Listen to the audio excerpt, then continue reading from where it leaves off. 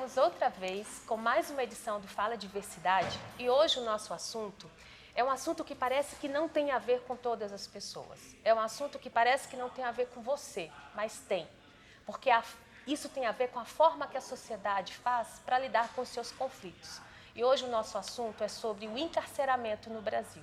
E para falar sobre isso, eu convidei Rafael Barreto, que é advogado, professor universitário, pesquisador do Laboratório de Gestão de Política Prisional e também atuou como perito no Mecanismo Nacional de Combate à Tortura.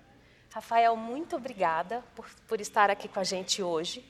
E num primeiro momento, a gente quer te ouvir um pouco falando, uma vez que o encarceramento ele surge como supostamente a realização de uma justiça, de uma responsabilização, e a gente sabe que tem uma série de atravessamentos, como é que você, como pesquisador do campo, atuante no campo, do que você fala para a gente em termos de diagnóstico do encarceramento aqui no Brasil?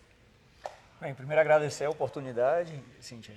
Assim, o encarceramento no Brasil ele é estrondoso, né? A gente adotou ele como uma política prioritária, como forma de responsabilização, né, dos conflitos sociais que existem, com uma profunda marcação em termos do racismo que existe na sociedade brasileira, da desigualdade social e de outras questões estruturais que reverberam numa sobre-representação de algumas populações dentro do campo daquelas pessoas encarceradas, né? Notadamente as pessoas negras e periféricas, né? E com muita limitação também muito clara de certos delitos, né? No Brasil a gente tem centenas e centenas de delitos, entretanto, se você for olhar quem está efetivamente preso, você vai juntar num grupo de 10 ou 15 delitos, né? Notadamente os crimes contra o patrimônio, os crimes envolvendo tráfico de drogas e alguns delitos né, contra a pessoa, né, homicídio, ou alguns delitos sexuais. Para além disso, efetivamente essas pessoas não estão encarceradas, né? Apesar da gente ter um direito penal muito grande, muito exacerbado. Então, o cenário do Brasil é realmente que a gente tem hoje uma população que é a terceira maior do mundo, né? Recentemente ultrapassamos a Rússia, então Estados Unidos, China, na sequência o Brasil, com quase 700 mil pessoas presas, e um cenário que não demonstra uma desaceleração desse crescimento. Então, isso é muito preocupante. Paralelamente a isso, a gente tem também um cenário político muito difícil para essa pauta, em que fomenta o encarceramento ainda mais como solução. Então, o diagnóstico não é nada otimista numa primeira olhada, né? Tendo em vista, né, inclusive, os apoios sociais que tendem, em grande medida, legitimar essa prática e fortalecer a prisão como a principal medida de responsabilização e de solução dos problemas, né? Alternativas penais e outros métodos de resolução de conflitos no campo criminal, né? Como a justiça restaurativa, por exemplo. Fala um pouquinho para a gente, o que seriam assim, esses outros métodos, uma vez que tem essa ansiedade, né, pelo encarceramento, como é que a gente pode pensar, porque agora te ouvindo eu estou aqui pensando, como é que a gente pode pensar numa sociedade que não encarcera? Que alternativa será que a gente teria? Como é que é essa construção, assim? Hoje, se você pegar o nosso sistema de justiça criminal, ele é um sistema em que a vítima é muito pouco relevante, né? O Estado se arvora de uma condição de protetor da sociedade e da vítima e muitas vezes a vítima é um depoimento a mais ou um meio de prova e nunca ela está na centralidade da resolução do conflito.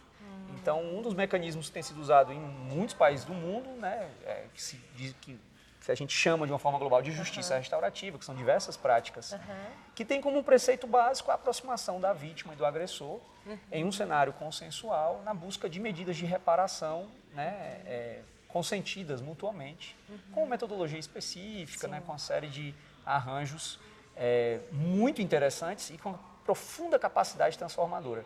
No Brasil, a gente tem experiências muito interessantes de justiça restaurativa no campo do socioeducativo, né, para o adolescente em conflito com a lei, mas poucas experiências no campo criminal com adultos. Então, é algo que particularmente é um campo muito promissor de trabalho e que coloca uma outra vertente, né? Ou seja, a gente não precisa, né, de todo... Às vezes a gente fica discutindo primeira, segunda, terceira instância, a prisão vem em que momento, e quando na verdade nós podíamos estar discutindo quando a prisão não é a primeira, a primeira solução posta na mesa e que as pessoas que são envolvidas no conflito se propõem a discutir soluções para o seu conflito, né? E onde isso é feito em outros países, inclusive na região, na América Latina, em diversos outros contextos, inclusive povos tradicionais adotam metodologias dessa natureza, as sociedades se desenvolvem sem necessariamente colocar pessoas enjauladas aí por demorados períodos de tempo, com todas as séries de violações que você possa pensar. Eu acho que isso também tem muito a ver, porque o encarceramento acaba sendo um desdobramento de um desejo de vingança, né? Então, parece que responsabilizar no nosso país tem a ver com necessariamente trazer uma espécie de sofrimento. E daí que entra a tortura, né? Que é uma prática que às vezes as pessoas elas talvez não consigam compreender a dimensão política do que é a tortura, que é uma relação de poder, e ela está muito presente nesses espaços onde as pessoas estão impossibilitadas, né? de agir, só não estão impossibilitadas de pensar. E você atuou no Mecanismo Nacional de Combate à Tortura, logo visitou, né, as prisões, os espaços institucionais aqui, né, realizando inspeção. Fala um pouquinho para a gente como é que está esse cenário, ainda mais com a fragilidade, uma vez que o atual governo, né, desmontou o mecanismo e, ao mesmo tempo, com narrativas, né, que estimulam, na verdade, a vingança, a dor como forma de solução de conflitos. Como é que você vê hoje a questão da tortura no nosso país? Pergunta ampla. Pergunta danada, né? Danada. Mas vamos lá, eu acho que, enfim, nós temos um cenário em que, com a superpopulação que a gente tem, né, ou seja, tem muitas pessoas presas, e há também uma superlotação em cima disso, ou seja, há um número muito maior de pessoas do que as vagas disponíveis, esse cenário necessariamente impõe um tratamento cruel e degradante. Não tem como você estar num ambiente superlotado com condições adequadas. Sim. Então, não é possível discutir sistema prisional nas condições brasileiras sem entrar na discussão sobre tortura e tratos, maus tratos, tratamentos cruéis, desumanos e degradantes. É inerente ao sistema da forma que ele existe. Acima disso, a gente tem a tortura, né? Uma classificação internacional e nacional, ela é uma vontade deliberada de um agente público de causar sofrimento ou dor em uma pessoa que esteja sob sua custódia. E isso, em grande medida, nós observamos dentro do sistema prisional em diversos momentos, né? Então, as práticas que são humilhantes e degradantes, elas muitas vezes são impostas desde a perspectiva de castigo e de vingança. E, em alguma medida, nós temos observado também o crescimento de medidas preventivas, né? Então, nós temos relatos, inclusive, de secretários de Estado, em que se tem um esforço de lesionar ou até mesmo fraturar os dedos das mãos de presos, sob a justificativa de que aquilo é feito para que os presos não possam, eventualmente, jogar pedras ou objetos nos agentes. Então, perceba de que, muitas vezes, a motivação não é nem para castigar o preso indisciplinado ou que efetivamente cometeu alguma conduta ou que agrediu um agente público. O que já nos assustaria, o que né? já seria um grande, o que já seria muito absurdo, né? Mas ainda é uma perspectiva ainda mais profunda, né, de um castigo preventivo, ou seja, eu estou fazendo isso como uma medida preventiva para que nada aconteça, para criar um clima de profunda opressão, né, Medo de mesmo, medo né, mesmo, de né, de temor, de ameaça dentro desse cenário. Então, isso é necessariamente, muitas vezes, concebido pelos agentes públicos como a única forma de gerenciar também estabelecimentos que têm 2, 3 vezes a sua capacidade, com um número reduzido de agentes, num cenário, né, em que não há previsão de novas, né, contratação de pessoal, onde há uma fragilidade muito grande nos treinamentos, onde não há o que a gente chama de segurança dinâmica, né, em que a gente pensa a segurança para além das celas e regras, né, e muros e cercas e de procedimentos cruéis, mas que também a partir do diálogo e da interação com os presos, de compreensão daquela realidade, para inclusive prevenir eventuais situações que possa pôr em segurança não só a segurança do agente público, mas também a segurança daquela pessoa que está presa. Então, é muito difícil você no cenário atual, prevenir a tortura no Brasil. Esse é o meu grande discussão para falar disso. Então, só há como falar em prevenção à tortura falando-se em desencarceramento, em menos pessoas presas. Então, esse é um pressuposto, né? É um pressuposto lógico dentro do cenário que a gente vive. O Mecanismo Nacional de Prevenção e Combate à Tortura, ele é um órgão que foi criado por lei em 2013, começou a funcionar em 2015, composto por 11 peritos, e foi um grande avanço, foi uma conquista da sociedade civil brasileira, que lutou durante muitos anos, decorre de um tratado internacional da ONU, que obriga o Brasil a ter esse órgão, com a independência e autonomia para realizar visitas a qualquer local, né, de privação de liberdade, e ele estava trabalhando com bastante vigor até o início desse ano, onde houve uma tentativa de desmantelamento, né, do governo federal, a partir da retirada da remuneração desses peritos. Então, é um cenário realmente muito difícil. Atualmente, a informação, até o dia de hoje, é de que houve efetivamente uma reintegração por conta de uma liminar concedida na Justiça Federal. Então, é um cenário instável, porque não é uma decisão final ainda, mas que o órgão tem conseguido conduzir o seu trabalho com as limitações muito graves existentes.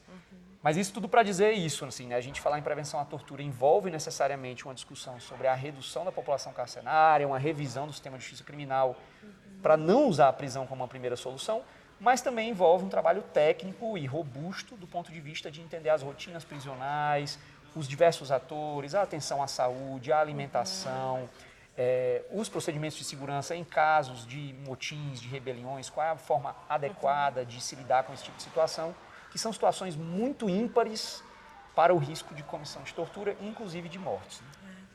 E você falando isso, aí a gente já finalizando um pouco a nossa conversa, que eu ficaria aqui horas, né, falando, até porque é um tema que me mobiliza muito, mas eu estou aqui pensando, né, essa proposta que vocês do laboratório, eu queria que você falasse um pouquinho do laboratório de gestão de políticas penais, né, que você falasse um pouquinho do trabalho de vocês aqui na Universidade de Brasília. E vocês estão propondo agora um curso, né, que eu achei muito interessante, que é o chamamento da sociedade civil para pensar, né, a política penal. E isso é muito interessante porque fica parecendo que política penal é algo que só é do Estado, né, é só do órgão público ou do operador de direito. De repente, uma proposta de um curso que convida a sociedade civil a se implicar. Fala um pouquinho para a gente desse curso, como é que isso foi pensado. Bem, o LabGPEN, a gente chama, né, o Laboratório de Gestão de Políticas Penais, ele é gestado aqui na Universidade de Brasília no curso de Gestão de Políticas Públicas. Então, é uma proposta de se pensar as políticas penais a partir de uma lógica de políticas públicas e de gestão disso. Então, é uma proposta um pouco diferente, não é um laboratório de criminologia ou de sociologia ou de direito penal. Ele bebe dessas fontes, mas propõe isso dentro da perspectiva de gestão. E pensando o espaço, né, as políticas penais, que não é só o presídio, mas pensando as alternativas penais, a monitoração eletrônica, os diversos mecanismos de controle de vagas das unidades prisionais, o próprio sistema de justiça criminal, enfim, de uma forma global, né, que a gente chama de ciclo penal. Então, pensar tudo isso de uma forma ampla é necessário que seja feito, não pela academia somente, não por pesquisadores, mas por toda a sociedade. Então, a chamada do curso é exatamente pensar estratégias para a sociedade civil, de como que a participação social possa se dar de forma mais efetiva, e para além somente da discussão do presídio. Né? A gente tem a Lei de Execução Penal prevê o Conselho da Comunidade, o Conselho Penitenciário, que tradicionalmente são órgãos muito importantes de fiscalização e que têm um trabalho muito focado no presídio. E que a gente precisa, né, ampliar o nosso olhar para além do presídio para pensar quais são as outras mudanças, quais são as outras políticas que a gente precisa fomentar e fiscalizar para que o sistema penal não use novamente a prisão como regra, e sim a prisão como exceção, e que haja outros mecanismos de responsabilização e de se lidar com a questão criminal no país, para além disso. Então é um chamado instigante, eu creio, e que eu acredito que muitas organizações e muitas pessoas, né, profissionais, enfim, digamos assim, pessoas independentes até mesmo, que querem se engajar e pensar esses temas, é uma oportunidade bastante interessante, é um dos primeiros cursos com essa perspectiva. Então, agradecer muito, muito, Rafael, pela tua presença aqui na nossa conversa. E você, que ouviu a nossa conversa, acho que vale também a gente pensar. Uma vez eu ouvi de uma colega dizendo que há um tempo atrás nós esquartejávamos as pessoas em público. Hoje, nós aprisionamos. queremos muito que lá na frente a gente olhe para trás e pense, gente, a gente encarcerava a gente. Né? Então, eu acho que essa conversa ela nos possibilita pensar, mesmo que hoje, no tempo e na conjuntura que nós estamos, seja tão difícil pensar a liberdade como um elemento presente na forma de responsabilização. Rafael, muito obrigada. E você que gostou, curta, se inscreva no nosso canal, porque aqui é o espaço onde a diversidade de existências, de narrativas, na perspectiva do direito humano e da dignidade, é falado. Obrigada.